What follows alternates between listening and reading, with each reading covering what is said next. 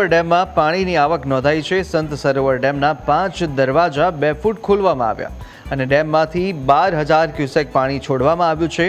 Shahpur, નભોઈ, Koba, રાયસણને alert કરવામાં આવ્યા। ઉત્તર ગુજરાતના ધરોઈ ડેમમાં 94% જળ સપાટીએ તો સાથે ડેમમાંથી સાબરમતી નદીમાંથી જ્યાં 60,000 ક્યુસેક પાણી છોડાઈ રહ્યું છે।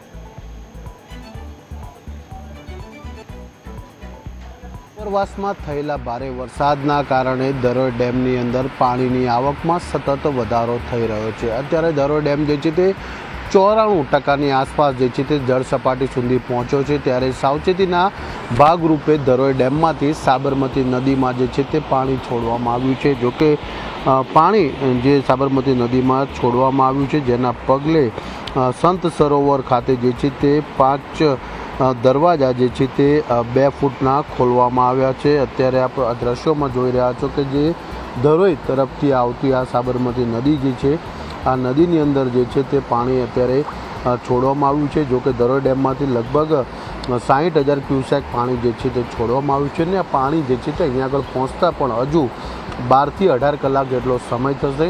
પરંતુ સાવચેતીના ભાગરૂપે સંત સરોવર દ્વારા જે છે તે એડવાન્સમાં જ 12,000 ક્યુસેક પાણી જે છે તે છોડવામાં આવ્યું છે। 5 દરવાજા સંત સરોવર ખાતે જે છે છોડવામાં આવ્યું છે। ત્યારે સંત સરોવરની જે ડેમની જે 50 મીટર સુધી જે છે તે પહોંચી છે જેના કારણે 5 દરવાજા જે છે તે 2 ફૂટ ખોલી દેવામાં આવ્યા છે। અને ખાસ કરીને જ્યારે પણ સંત સરોવર ડેમના દરવાજા ખોલવામાં આવતા હોય છે ત્યારે શાહપુર, નભોઈ, કોબા, રાયસણ જેવા ગામોને પણ જે છે તે એલર્ટ કરી દેવામાં આવતા હોય છે। આ ઉપરાંત વાસણા બેરેજને પણ જે છે તે એલર્ટ કરી દેવામાં આવતા હોય છે।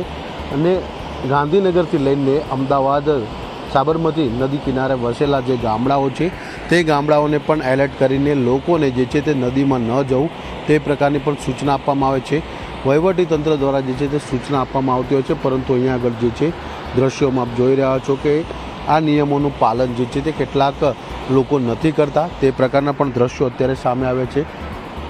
સંત સરોવર ડેમમાંથી જે પાણી છોડવામાં આવ્યું છે ત્યારે ગાંધીનગરના કેટલાક માછીમારો એટલે કે આસપાસના ગામડાના જે માછીમારો હોય છે તે લોકો જે છે તે આ નવા વરસાદમાં જે નવી પાણીની આવક થઈ છે તેના નીર જે આવતા હોય છે તે નીરની આવકની અંદર જે માછલીઓ હોય છે તે માછલીઓ જે છે તે પકડવા માટે અહીંયા પહોંચતા હોય છે। પોતાના જીવના જોખમે જે છે તે અહીંયા આગળ જે લોકલ મછવારાઓ જે છે તે અહીંયા આગળ માછલી પકડીને પોતાનો જીવ જે છે તે જોખમમાં નાખતા હોય છે।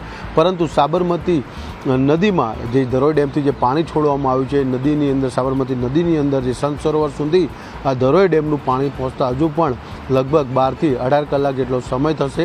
ત્યારબાદ આવનારા કલાકોમાં હજુ પણ વધુ ડેમના દરવાજા સંત સરોવર ખાતે પણ ખોલવામાં આવે તે પ્રકારની તૈયારીઓ તંત્ર દ્વારા કરવામાં આવી છે।